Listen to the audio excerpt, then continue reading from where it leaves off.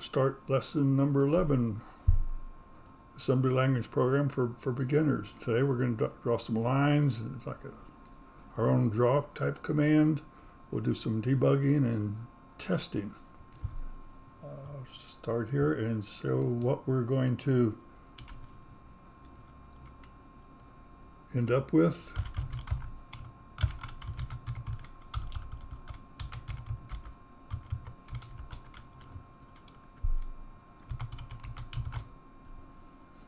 let's display some lines in there, and this is what we're going to do. Nothing over exciting, something you could do with Color Basic, and might even do it faster, but this is an assembly language course, so we're going to see how we did this and get the graphics and the text on the screen.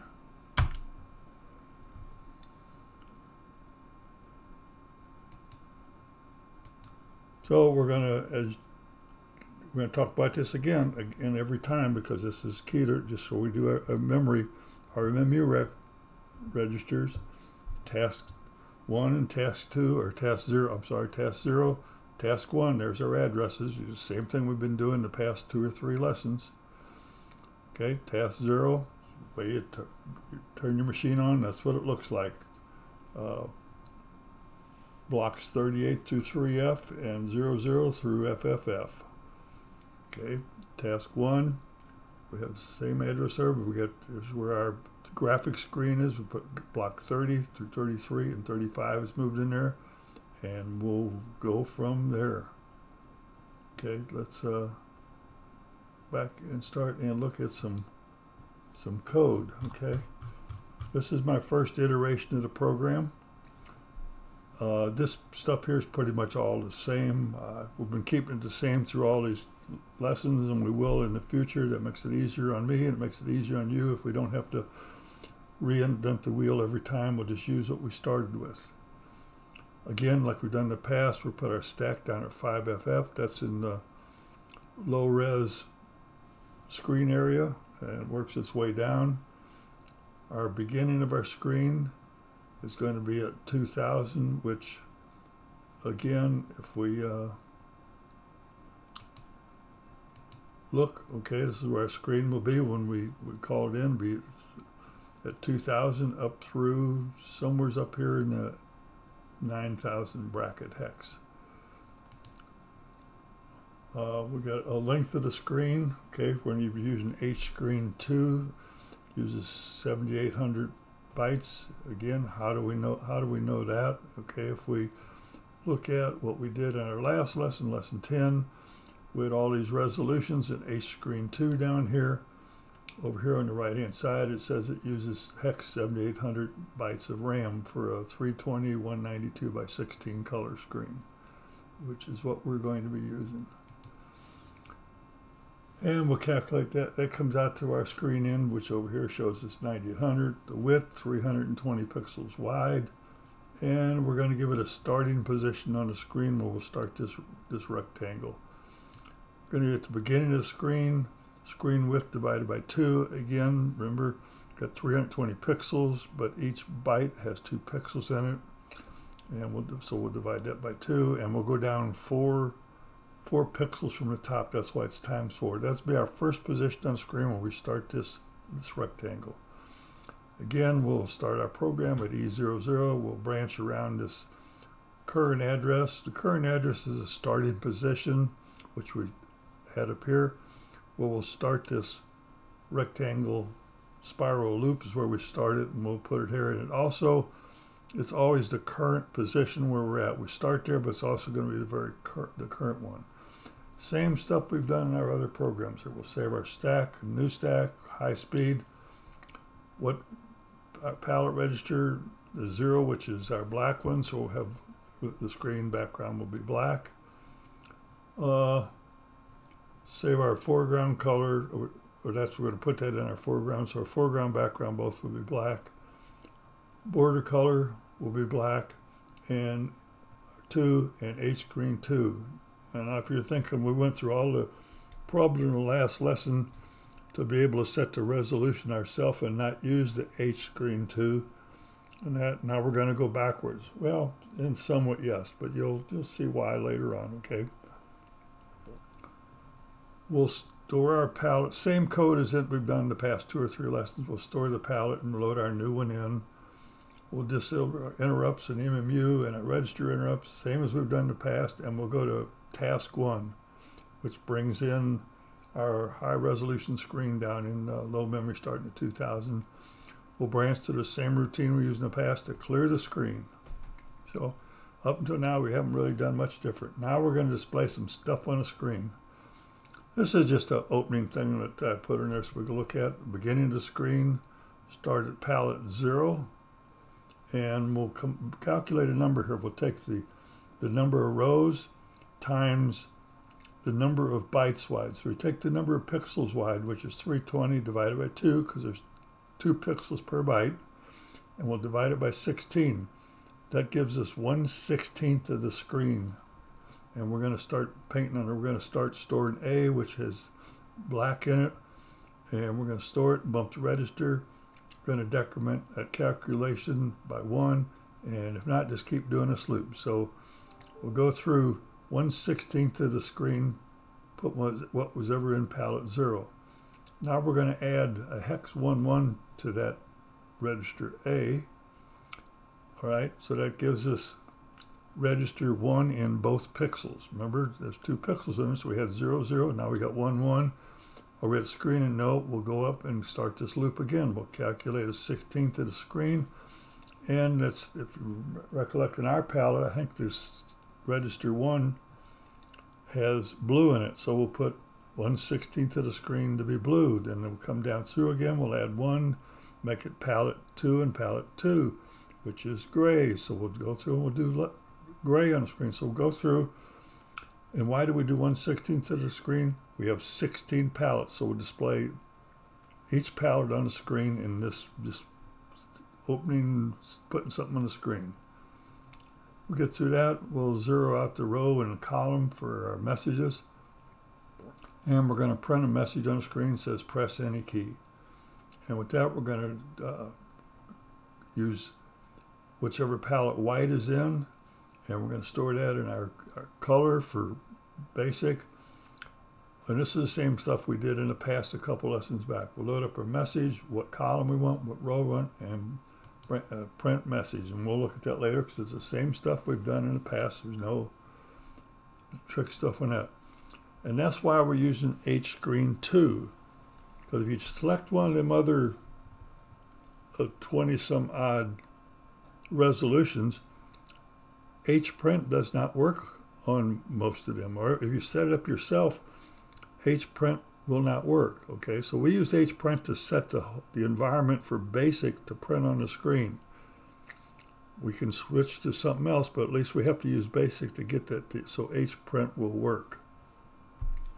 So we print the message and we'll sit here, and again we can, with just using the standard default for task 1, basic is still in there, and we can use jump get character, or you can back up a couple lessons where we did that in key routine, and you can substitute that in your code instead of using this get character. Either one of them works.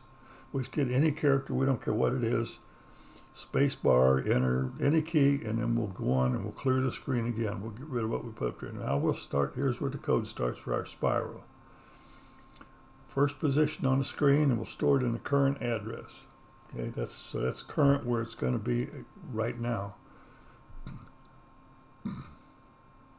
And we'll save, we just need one spot in a stack that we can use, so we'll just push anything down. We'll push B down there. And we're going to load up the path address. Okay, what is the path? Let's go take a look at that. That's way down at the end down here. Okay, go back up. Here's our path directions. Okay, we're going to use like the draw command in BASIC, not near sophisticated, but it's going to be ours.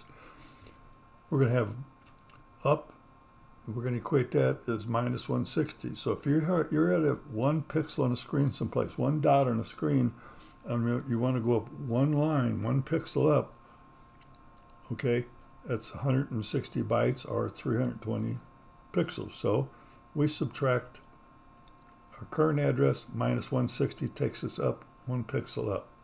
Simple enough. Go down, we add 160 bytes, will take us down 1 pixel on the screen. To go to the right, we just add 1. To go left, minus 1. Now in this code here, we're not going to use these other ones. In later episodes, we'll use this. Go down. To go down and to the right, you go down 160, and you add 1. Go down 1 pixel and over 1 pixel. Up to the right, minus 1. Okay, you can tell me. We're going to use that. Not in this. We'll do probably in lesson 2. We'll use these other equates. And we have something to determine where the end of our path is. And here's where all our path is, okay? We put 160 bytes to RT to the right, 182 down, 159 to the left, 174 up. So all we're doing is going around the screen, and each time we're just, then it'll continue on the next line here, 154 to the right. Each one of them is one loop around the screen. You could string them all together if you want. You can make them one line, or I just put one loop on each line. And if you notice in this left column where they're all going to the right, starting with this one here, that each one decrements by 10. Makes it easy. That way you get the correct spacing on the loop. And the ones going to the right are all decremented by 17. Okay, going down on the right side of the screen, they're all going down by 10, and up they're all decrementing by 10 or 17. I'm sorry. And in the very end of it is this 1 byte that says this, so we're at the end of the path. Okay, these are the 2 messages we're going to print on the screen. And just to show you, our print loop was the same code we had in the previous version. There's no difference, and it tells you how you line it up before you come here. So that's, go back up here to our code where we're actually putting this on the screen. So we know what our path looks like, and here we'll load up the address, and we'll load D with the very first 2 bytes in there, which was, if you recollect, was 160, I don't know, just 160 to the right. Okay, that was our very first thing we did, was 160.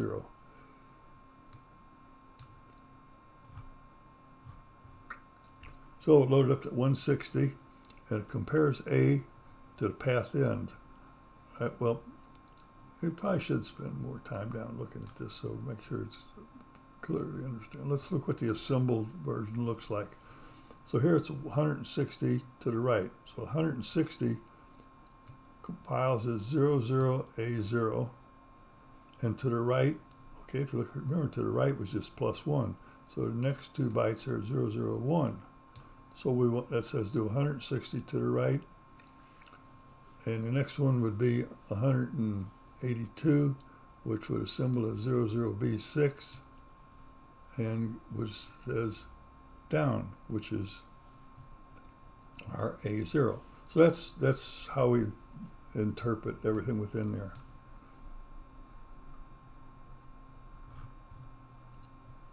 Okay, so we loaded it up and compared it's not at the end. We store B, which is the length of this line, so that'd have that 160 when it was assembled.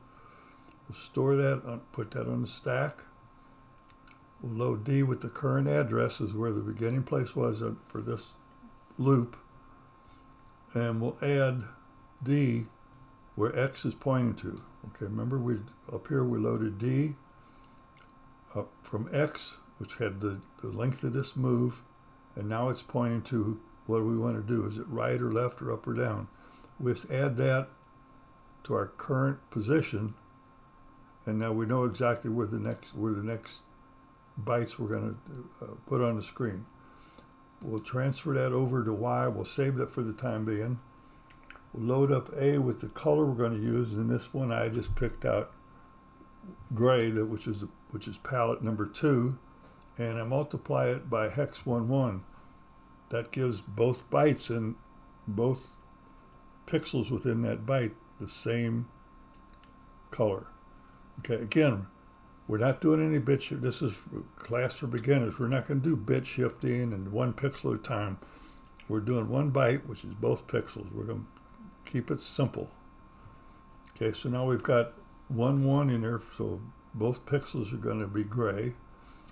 And we'll store it on at the Y address, okay, which has the position on the screen, and that's like doing the H set. So now we've turned them both in pixels. Now we're going to load up D with a thing I've determined after testing AA for a speed loop, and we're going to loop through here and to slow it down. If not, you don't even see it. It's all just the whole screen flashes on at one time. So after we put 2 pixels on the screen, we do this little loop here, just real quick loop, so you can see exactly what's going on. Now we transfer Y back into D for the time being. We decrement S, which had our counter in there. If we're doing 160 of these, we decrement it by 1. With the end, nope, go back up here to loop 1 and add our direction, which will be to the right on this particular one, and then we just keep going through. We'll loop through here, just keep looping until we get all the 160 to the right's done. And we'll save that address. We'll bump up to the next entry into the path table and go back up to loop. And there we'll load up D with how many, what's the count of what we're going to do, which is whatever it is, 100, 150, 20, whatever it is. And then was it not at the end? Then we'll pick up what direction to move. Okay, is it right, left, up, or down? And we'll print that on the screen. So just keep doing that until we hit done. Clean up the stack. Load up some stuff for the print in message, and we're done. We'll wait for a character, and we're done. End of job's the same as it's been and all everything else. Goes through, cleans everything up, goes back to basic. Very, very simple. So let's take a look at what that would look like. That was version A. So this is what we did with that code there. Let's execute that. Okay, and there's all 16 palettes displayed. And remember, our first one up here is black, then blue, then gray, green, yellow, red, white, and yellow. Then it repeats again because we did the same in both foreground and background colors. Okay, and there's our message. Okay, I'll hit the space bar, and there it draws it on the screen. Bang, it goes around a loop, and the end. I'll hit space, I'll execute it again. That's what that code did. Very simple. You can do that with a draw command in base, okay, but not near as fast. And we'll get into the speed of this later on. So that's version 1. So I said now what I like to do is I like to put a heading line on this here. I like to, just a title. It's on top and says, here's what we're doing. So I said, okay, so I did version B. So let me thumb through here and find version B. Somewhere in here. I did version B. I just added, all I did was add a message. And there it is. Oops. The message is right over the top of our line. So, okay, well, let's go look at the code in this one, in B. And you will find out the code in here is exactly the same. So I will provide you with version A, and you can update it to make version B if you want to, because everything is exactly the same except for down here where it says version B. Print title message. Make it yellow, save the foreground color, give us the message, column, row, and print message, which was down there at the bottom. We'll print the message, and we're done. That's the only change in here is these few lines here. You can add that to your version A and version B. So I could, okay, so now what do I want to do? I want to move this whole thing down one line. So back over here, move down the top line, the starting point down to where the title shows, and the rest of this is down one. So all I have to do is change that starting point. And in here, the starting point is right here, starting position. Screen beginning plus screen width divided by 2, down 4 pixels from the top. Okay, well, I'm going to move over here to version C. And you will see that we added 8 pixels to it here because we times 12. So we went down 8 pixels to give us enough room. Okay, and I got version C above as the starting position. So all we changed up was 4 to added 8 to it, made it 12. Okay, so let's see what happens when we get out of that one and go back through here to find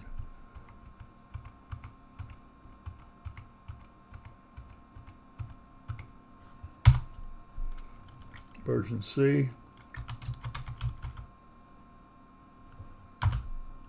Okay, that looks pretty good there at the top. Oh, our the end message. There's two problems on the screen. Okay, our heading looks good now. We dropped down to pixels, so we got plenty of room. Our message is wrong there, so we'll have to drop that down one row down. And the other problem, which you probably didn't even notice, but if you look down here in this corner, if you can see it on your screen, we're missing the bottom line. The whole bottom line is gone. Okay, it doesn't display on the screen. Okay, I will explain. H screen 2 says you have a length of 7800, and that's when the MMU gets that, what H screen told it was using. That's all it prints. That's all it uses. It only uses up to 780. So that's all it uses. So that's what you get. So how are we going to get that?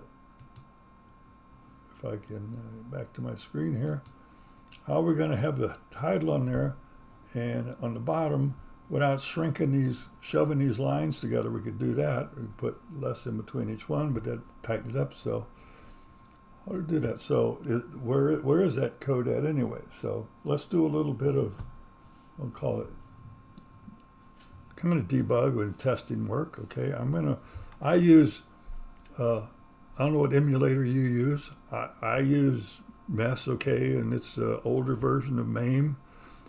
A lot of people use VCC. I have VCC. I do use it for some things, but most of the time I started with MES a long time ago, and I continue to use it because that's everything I've got is built around. So anyway, I'm going to bring that up. Okay, here's MES, and I'm going to, well, that's probably not what I want to do right now. I want to look at what's out there in that block, okay? And the way I do that is I'm going to go back, and I'm stumbling around here, but remember, this is where we're at, okay? So let's figure out where our line is missing up here. It starts at 2,000 and it goes up to 7,800, or I'm sorry, add 78, goes up to 9,800. So it's up here in the middle of this block 33. It's up here in the middle is where the lines are somewhere in there. And we want to take a look at them and see where are they. Okay, on my system, I have very high modified system. I can hit the F2 key and I get a pop-up window. Okay, with some various items. In the very bottom when there's 8 says view a page. I want to view a page, so I can hit 8 and what page you want to view. Put them in character or in hex. So I want to look at page 33. So I'll type in hex 33 and it tells me I can view it at 2000 through 3FFF. Let's go back to this, and this is what I'm doing right now. What I'm doing in my view page is I'm back to normal basic, but I'm bringing that page 33 down here to view it. I'm going to look at it from down here at 2000. So this is our missing lines. Okay, they're normally in blocks 30, 31, 32, and 33. We begin at 2000. H screen 2, the length is 7,800, gives us 9,800. Okay, plus we're missing 2 lines. I mean, I figured out we're missing 2 lines after doing some work, so I'm just telling you we're missing 2 lines. So 2 lines, each line is 160 160 bytes are hex A0 times 2 or hex 140. So we add hex 140 to our 98 and get 9940. Pretty simple math there.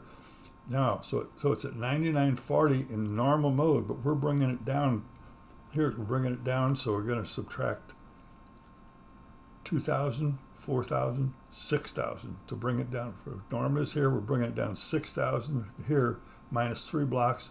So when we look at it, it's going to be at 3940 within this block, in this block here.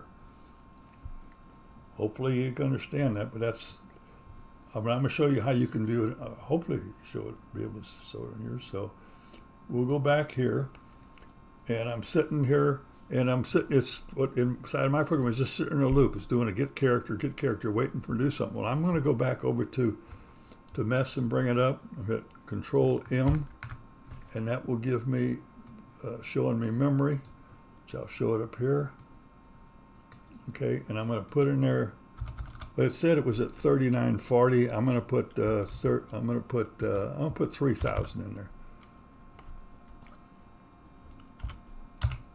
Okay, and as we scroll down to, you might see this too good on your machine, but you'll see in various places, and you'll see that 2, 2, 2, 2, and that's like on the left margin and the right margins. And then we'll get a whole block. Here's a whole line of 2, 2, 2. So there's one line going across there. So we can scroll down now to find our 3940. I'm going to bring up the magnifier. Okay. So at 3940, there's our line that we're missing. Okay. I'll take rid of the magnifier. You can see it then.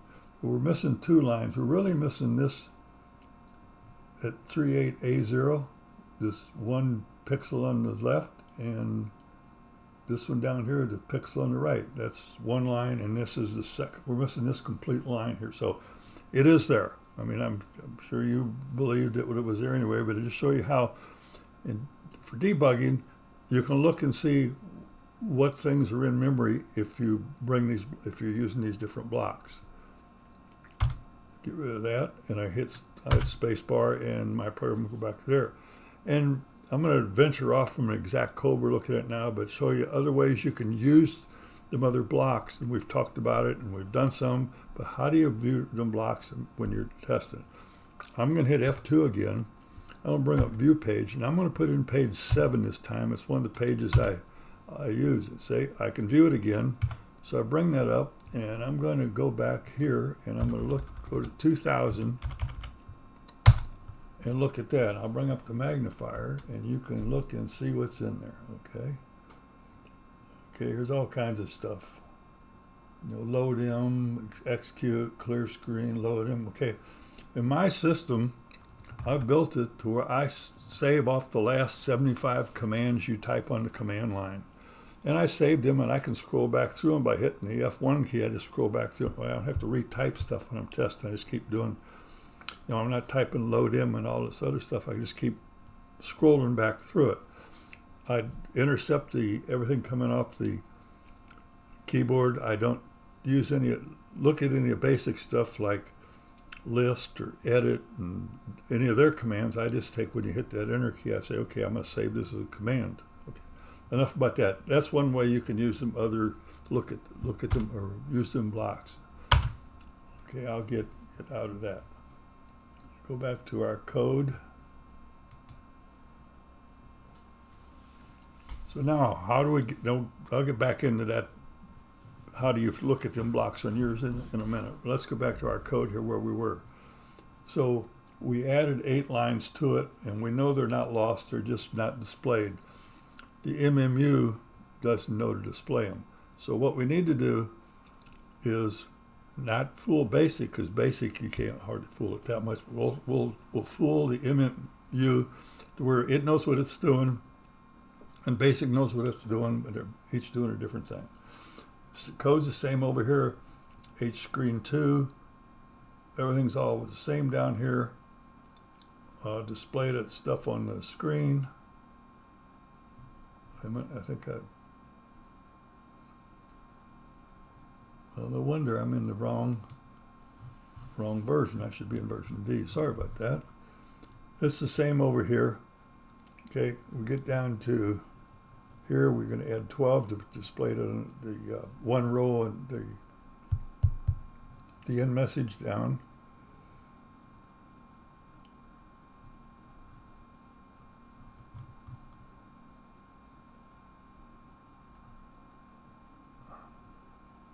Okay, had a mental breakdown there. Okay, version D. We're going to use 320 by 200 by 16. We're going to add 8 pixel lines down to where will capture what we have on the screen. So we're going to be telling the MMU we want to use a different resolution, but BASIC won't know about it. They don't know anything about it.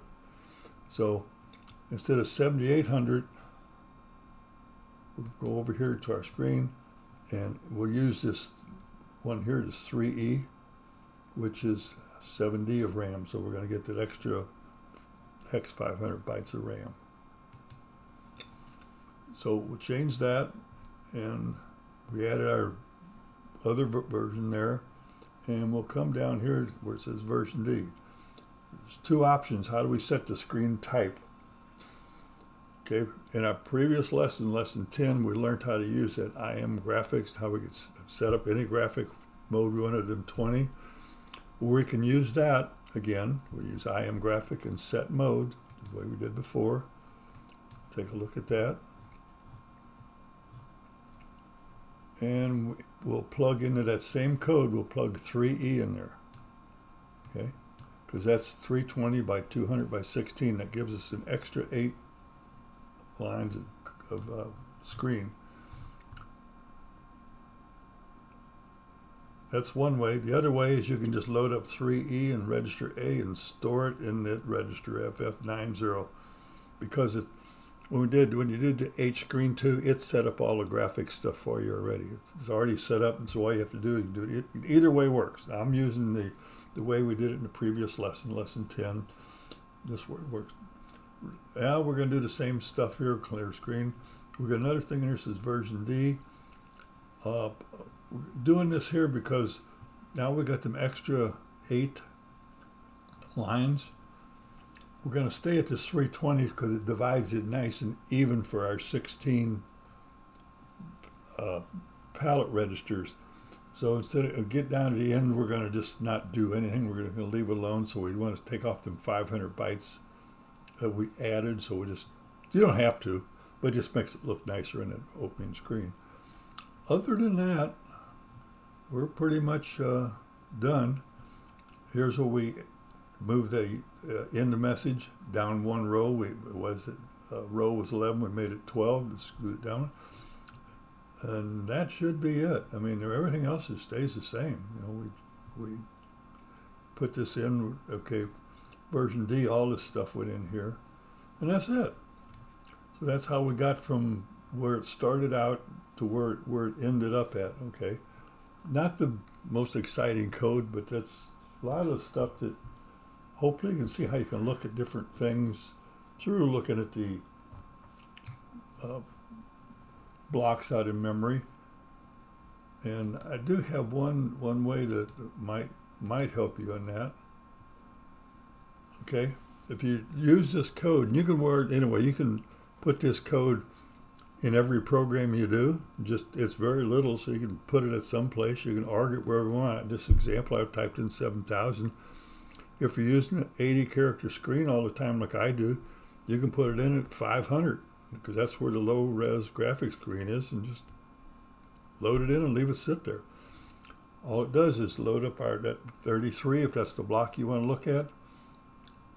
Store that there. That gives it to you at 2,000 to 3,000. This jump subroutine to get character, and it's going to sit there at this loop. Now while you're in that loop, go off to your emulator, and whoever your emulator can look, whatever one you use to view, like I did. I used MESS. I looked at sitting there spinning around, and I was just searching through the emulator. When I hit the character, it comes back to this program, puts the 39, restores it back, and goes back to basic and sits there. And you've looked at that block, any block you want. I mean, you'd have to change whatever block you want up here, but it makes it very simple to view one of them blocks. Okay. Look at my notes here.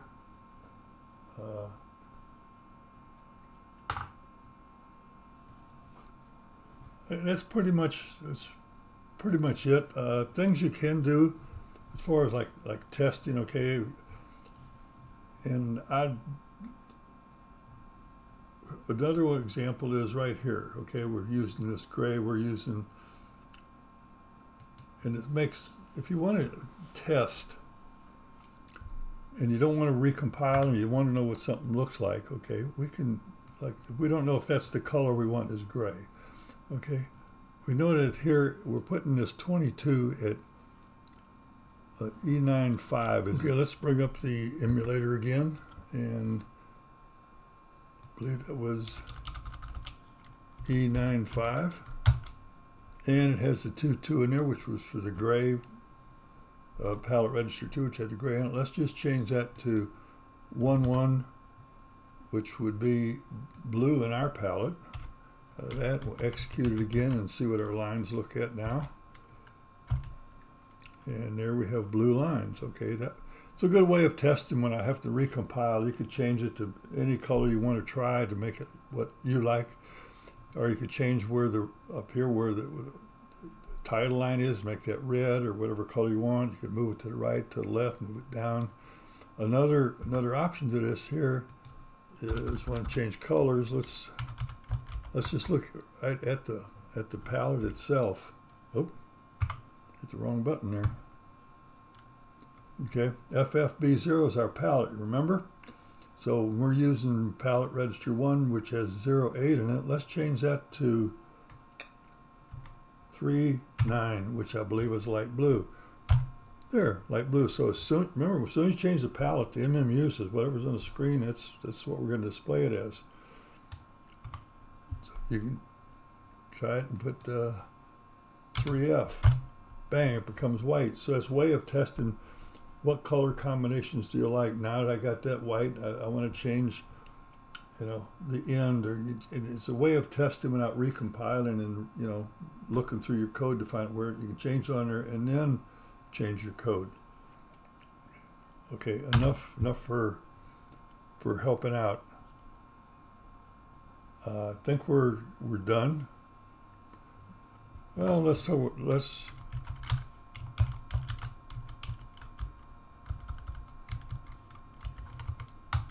we're going to do in part 2. I want to load that program, this other program, and you'll see that it does the same thing. Okay, that was a 1. Now I can do a 2. And we're going to get lines all over the place. All right, that's going to be it. That's going to be in part 2 when I get around to it. So till then, I'll put the code out there. I'll put version A out there, and you can go through these here and add a few lines of code for B, C, and D and get it to where it's in. And hope you learned something from this one here. If so, do a like or let me know if it's good or bad or what else you may or may not need.